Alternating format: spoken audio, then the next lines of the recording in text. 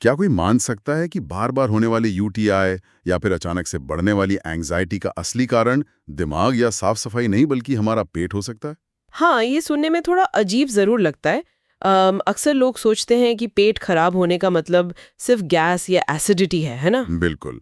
और उसके लिए हम बस फटाफट कोई गोली खा लेते हैं, काम खत्म। सही कहा। हमारी अप्रोच हमेशा से यही रही है कि दर्द है तो पेन किलर खा लो, एसिडिटी है तो एंटासिड पी लो। हम बस लक्षणों को दबाने में लगे रहते हैं। और असली खेल शरीर के अंदर कहीं और चल रहा होता है। हम्म। तो आज की हमारी इस गहन चर्चा का मेन टॉपिक यही है, हम्म। जिसका नाम है पेट से बीमारियां दूर करने के 20 घरेलू उपाय। और इस वीडियो के कंटेंट को गहराई से देखने के बाद ना, एक बात बिल्कुल शीशे की तरह साफ हो जाती है। वो क्या? यही कि हमारा पेट सिर्फ खाना पचाने की कोई मशीन नहीं है या फिर कोई गाड़ी का फ्यूल टैंक नहीं है। असल में ये हमारे पूरे शरीर की सेहत का मास्टर कंट्रोल रूम है। अरे वाह, मास्टर कंट्रोल रूम।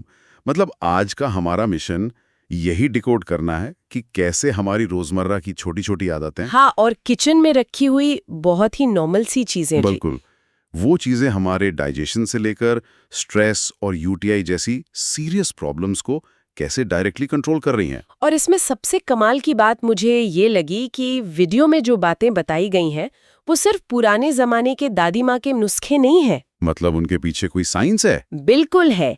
जब हम इन उपायों के पीछे की साइंस को डिकोड करते हैं तो एक बहुत ही सॉलिड बेस नजर आता है।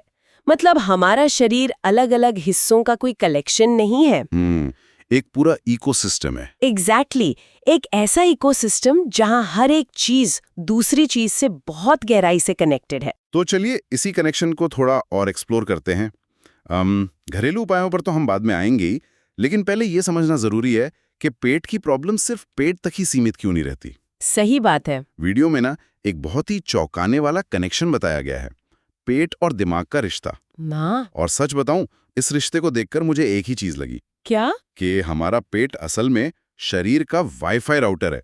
मतलब अगर पेट का सिग्नल जरा सा भी फ्लक्चुएट हुआ नहीं कि दिमाग का पूरा नेटवर्क क्रैश। अरे बाप रे, ये वाईफाई राउटर वाली एनालॉजी बिल्कुल परफेक्ट है, क्योंकि कनेक्शन सच में एक टू वे कम्युनिकेशन सिस्टम की तरह काम करता है। हाँ, दोनों तरफ से। हाँ, इसे मेडिकल भाषा में गट ब्रेन एक्सिस कहते हैं। मतलब जब भी कोई इंसान बहुत ज़्यादा स्ट्रेस या एंग्जाइटी में होता है, तो उसका सीधा असर उसके डाइजेशन पे पड़ता है। लेकिन यहां मुझे एक चीज समझनी है। मान लीजिए कोई इंसान बहुत टेंशन में है, ऑफिस की कोई डेडलाइन है, तो उसमें पेट काम करना क्यों बंद कर देता है? ये बहुत ही लॉजिकल है अगर हम इसे इवोल्यूशन के नज़रिए से देखें। मतलब क्या दिमाग सच में पेट को कोई मैसेज भेजता है कि रुको अभी खाना पचाना बंद कर दो? यही होता है। जब भी हम बहुत ज़्यादा तनाव या चिंता में होते हैं तो हमारा नर्वस सिस्टम फाइट या फ्लाइट मोड में चला जाता है।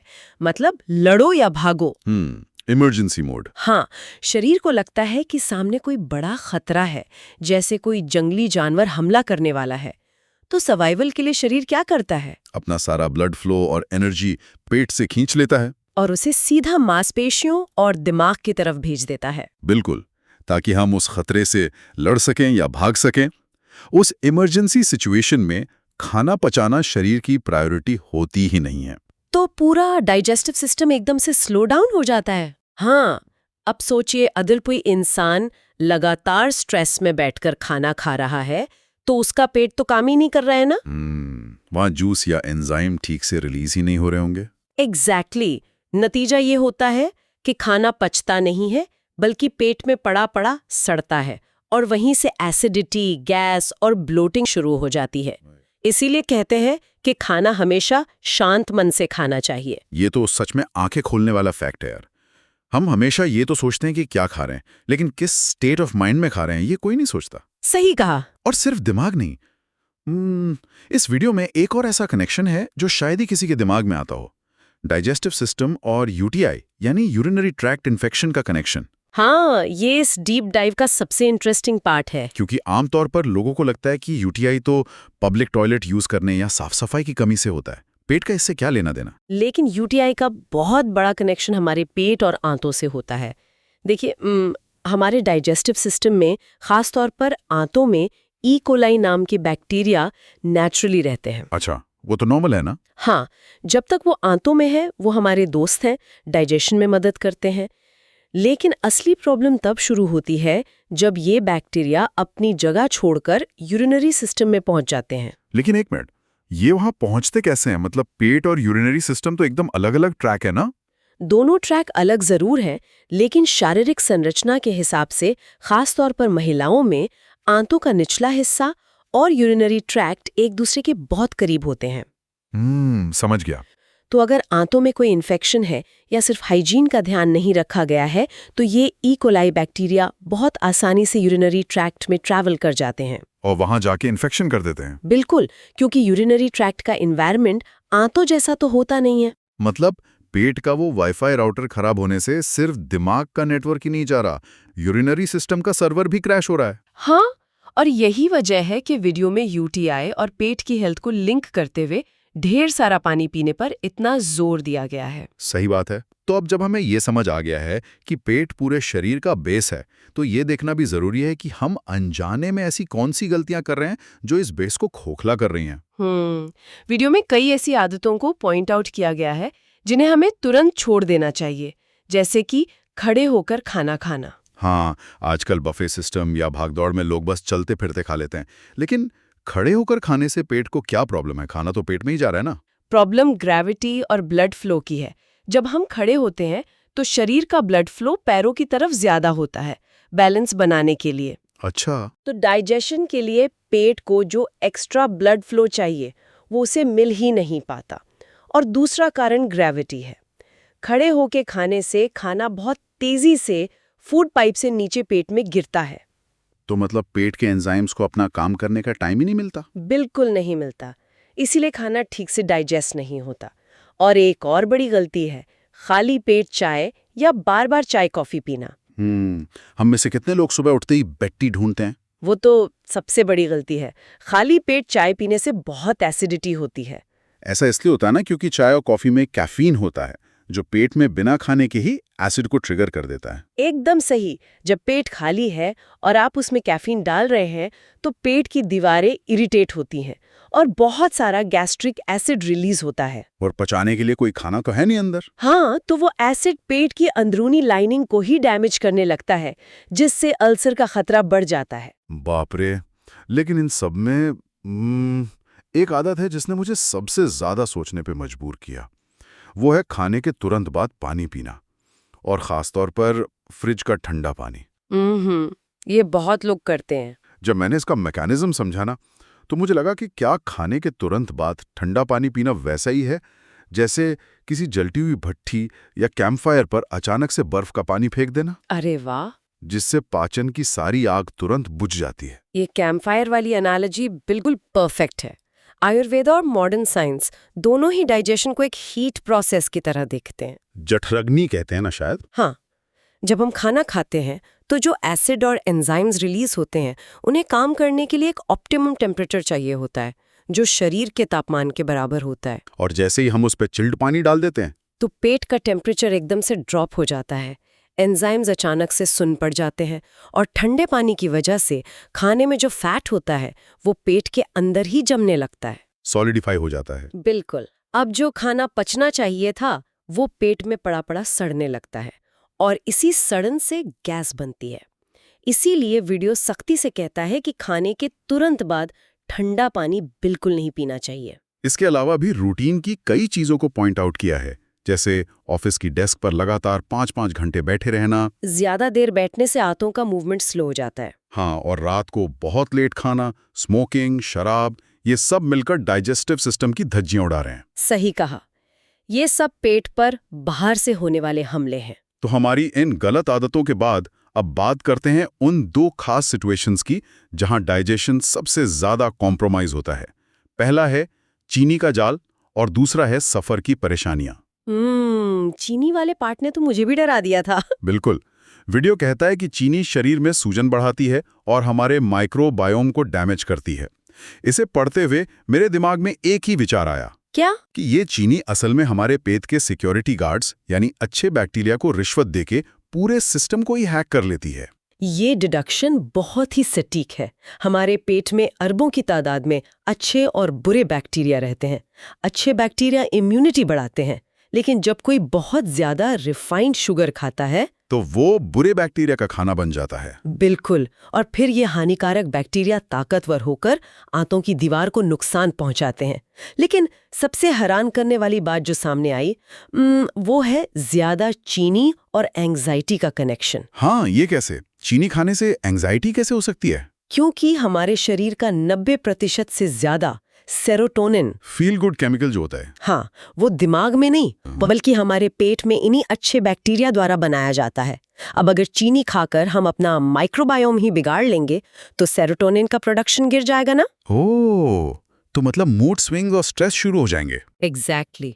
आप जो एक्स्ट्रा मीठा खा रहे हैं वो सीधे आपके दिमाग को स्ट्रेस की तरफ धकेल रहा है। ये तो सच में बहुत बड़ी बात है। और फिर आती है एक और सिचुएशन, ट्रैवलिंग। सफर में अक्सर लोगों का पेट खराब हो जाता है, जिसे ट्रैवलर्स डायरिया कहते हैं। बहुत कॉमन है ये। हम लेकिन अक्सर लोग इसे मोशन सिकनेस समझ लेते हैं कि यार गाड़ी हिल रही है इसलिए पेट में गड़बड़ है। लेकिन वीडियो का एंगल तो एकदम अलग है ना। हाँ, क्योंकि मोशन सिकनेस से तो सिर्फ जी मिचलाता है, लेकिन जो दस्त या पेट खराब होने की असली समस्या होती है उसका सबसे बड़ा कारण है दूषित पानी और खाना। बाहर की साफ सफाई पर हमारा कंट्रोल तो होता नहीं है। बिल्कुल, और पानी के जरिए कुछ ऐसे नए बैक्टीरिया हमारे पेट में चले जाते हैं जिनकी हमारे शरीर को आदत नहीं होती। और रूटीन का बदलना भी एक स्ट्रेस है जो डाइजेशन को स्लो करता है। इसीलिए वीडियो में बहुत प्रैक्टिकल सॉल्यूशंस दिए गए हैं, जैसे दिन भर में 7-8 ग्लास साफ पानी पीना, हाइड्रेटेड रहना, और बाहर के जंक फूड को अवॉइड करके ताजे फल खाना। तो अब जब हमने प्रॉब्लम्स को समझ लिया है तो अब वक्त है सॉल्यूशंस का। और अच्छी खबर ये है कि ये सब हमारी अपनी किचन में मौजूद हैं। तो चलिए इस किचन फार्मेसी को खोलते हैं। हमारी रसोई सच में एक डिस्पेंसरी है। वीडियो में जो रेमेडीज हैं वो बहुत सिंपल हैं, जैसे रोज 1 चम्मच अजवाइन चबाना। हाँ, ये गैस और अपच में तुरंत राहत देती है। पर इसके पीछे की साइंस क्या है? अजवाइन में थाइमोल नाम का एक कंपाउंड होता है। जब हम उसे चबाते हैं तो गैस्ट्रिक जूसेस का फ्लो तेज हो जाता है, जिससे खाना जल्दी पचता है और रुकी हुई गैस पास हो जाती है। और एक कॉम्बो बताया गया है, अदरक का रस और शुद्ध शहद। इसे तो रामबाण कहा गया है। मुझे लगता है अदरक का तीखापन और शहद की सॉफ्टनेस मिलकर कोई जादू करते हैं। वो जादू असल में केमिस्ट्री है। अदरक में जिंजरॉल होता है जो पेट की मसल्स को रिलैक्स करता है, और शहद में नेचुरल एंजाइम्स होते हैं। दोनों मिलकर एक नेचुरल हीलर की तरह काम करते हैं। ये वाली? हाँ, आटा गूंथते समय उसमें थोड़ी सी हल्दी मिला लेना, ये सबसे आसान जुगाड़ है। लेकिन यहाँ मुझे एक बड़ा डाउट आ रहा है। बताइए। जब हम उस हल्दी वाले आटे की रोटी बनाते हैं, उसे गैस की तेज आंच पर सेकते हैं, तो क्या उस भयंकर गर्मी से हल्दी के औषधीय गुण खत्म नहीं हो जाते? ये बहुत ही लॉजिकल डाउट है।